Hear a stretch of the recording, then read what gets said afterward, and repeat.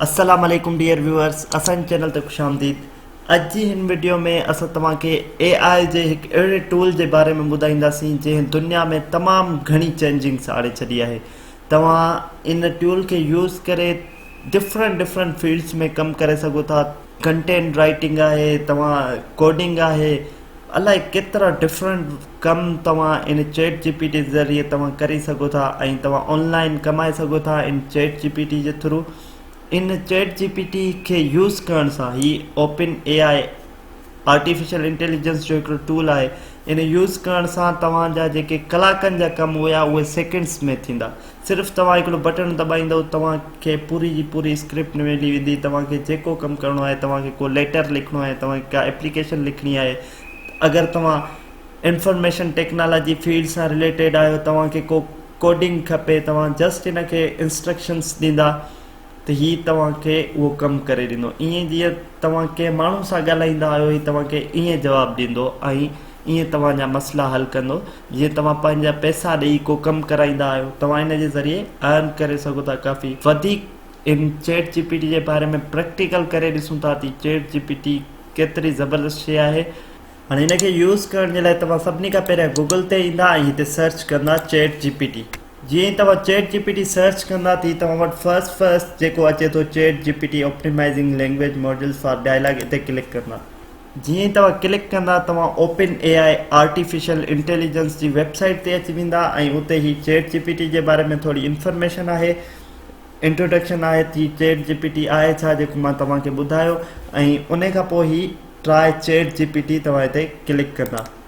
जॾहिं first time हिते तव्हां क्लिक कंदा त तव्हांखे जेको आहे चवंदो साइन अप। तव्हां पंहिंजो साइन अप कंदा, जीअं तव्हां फेसबुक गूगल वग़ैरह जो साइन अप कंदा आहियो। सफ़ा सिंपल ऐं ईज़ी स्टेप आहे, उहो तव्हां खां फॉलो थी वेंदो। या तव्हां सिंपली कंटिन्यू विथ गूगल कंदा, तव्हां हिते अची वेंदा, ही तव्हांखे इंटरफेस शो थींदो।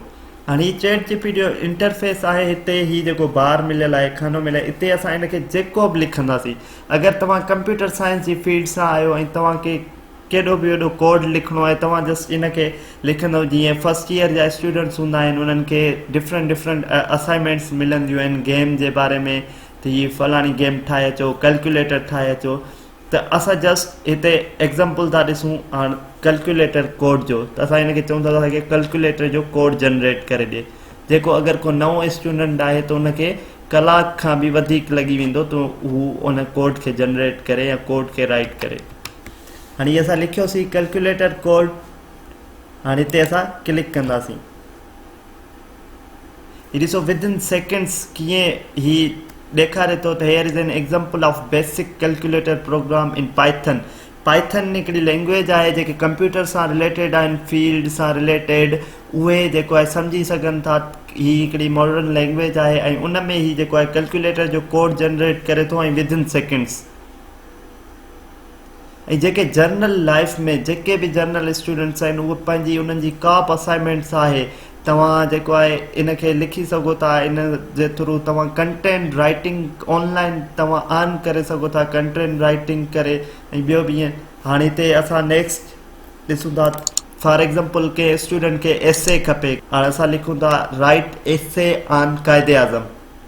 हाणे असां लिखियोसीं राइट एसे ऑन कायदे आज़म ऐं इन खे कमांड ॾिनीसीं त हीअ ॾिसो तव्हांखे विदिन सेकेंड्स तव्हांखे एसे जनरेट करे ॾींदो। ही कायदे आज़म Mohammad Jinnah commonly known as a Mohammad Ali Jinnah was a lawyer. Google में छा थींदो आहे, असां गूगल में राइट कंदा, उहो असांखे डिफरेंट वेबसाइट ॾींदो आहे ऐं असांखे पाण खे अरेंज करिणो पवंदो आहे। उतां इंफॉर्मेशन ॻोल्हणी पवंदी आहे, पोइ डिफरेंट साइट्स ते वञी विज़िट करिणो पवंदो आहे। पर हिन में ईअं न आहे। इन में तव्हांखे एग्ज़ैक्ट इंफॉर्मेशन उहा ॾिए थो जेका तव्हांखे कमु अचे। हाणे को प्रोफेशनल माण्हू आहे, उनखे का एप्लीकेशन लिखणी आहे या को लेटर लिखिणो आहे, या जेके रिसर्च में नया ईंदा आहिनि उन्हनि खे ख़बर न आहे हूंदी प्रपोज़ल कीअं लिखिबो आहे, त असां इन खे कमांड ॾींदासीं हाउ टू राइट अ प्रपोज़ल। ही तव्हांखे सॼो ॿुधाईंदो त हीअ प्रपोज़ल में कहिड़ा कहिड़ा स्टेप्स हूंदा आहिनि, कीअं लिखिजे। ॾिसो विदिन सेकेंड्स तव्हांखे पूरो जो पूरो एसे मिली वियो। केतिरनि वर्ड्स जो, काफ़ी वर्ड्स जो, मोर देन 200-300 वर्ड्स जो तव्हांखे हिन एसे लिखी ॾिनो आहे। हाणे ॾिसो असां हिनखे कमांड ॾिनीसीं त हाउ टू राइट अ प्रपोज़ल। वरी असां क्लिक कंदासीं इन बटन।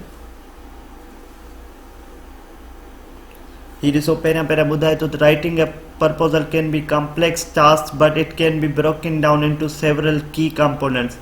हाणे ॾिसो उन जे बारे में सॼो ई ॿुधाए थो, त इंट्रोडक्शन आहे, उन खां पोइ लिटरेचर रिव्यू थींदो आहे, उन खां पोइ मेथडोलॉजी सेक्शन तव्हांखे लिखिणो आहे। हीउ ॾिसो सॼो तव्हांखे क्लियर करे ॿुधाए थो जेको बि तव्हां हिनखे। ही सिर्फ़ु प्रोफेशनल माण्हू न, जनरल लाइफ में जेके बि माण्हू आहिनि उहे हिननि मां इलाही केतिरो कमु वठी सघनि था। स्टूडेंट्स जे लाइ, हर फील्ड जे माण्हू जे लाइ। उमेद था कयूं तव्हांखे हीअ वीडियो पसंदि आई हूंदी। ऐं चैट जीपीटी जेका नई टेक्नोलॉजी आहे, बिल्कुलु ई हाणे नई नवंबर 2022 में ही लॉन्च थी आहे। इन जो फ़ाइदो हासिलु करे ऐं ॿिया पंहिंजा कमकार ईज़ी करे सघो था। तव्हां हिन में ऑनलाइन अर्निंग करे सघो था। मज़ीद अहिड़नि इंफॉर्मेटिव वीडियोज़ जे लाइ असांजे चैनल खे लाइक कयो, सब्सक्राइब कयो, जीअं असांजी ईंदड़ हर नई वीडियो अव्हां ताईं पहुची सघे। अल्लाह हाफ़िज़।